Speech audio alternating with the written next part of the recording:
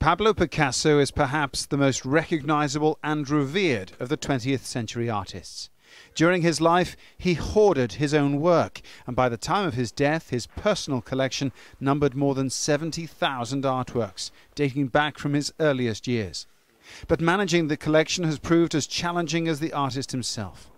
The renovation of Paris's Picasso Museum has taken 5 turbulent years and cost nearly $30 million more than originally budgeted. The problems culminated in the sacking of the museum's president, who was later rehired as the collection's curator. No wonder the new museum president prefers to look to the future. My hopes is to make this museum alive, not to make it like a burial tomb.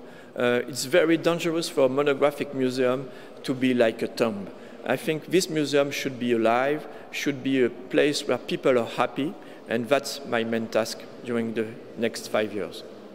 Indeed, there seems huge cause for optimism. The reopening of the Picasso Museum is seen as symptomatic of a wider resurgence.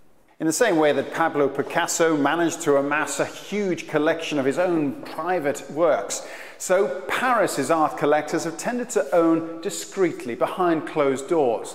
Well, times are changing. There is new openness in this city, and with it, new excitement in the Paris art scene. The streets of the Marais district are lined with scores of independent galleries. 100 years ago, artists flocked to Paris. Now the buzz is returning.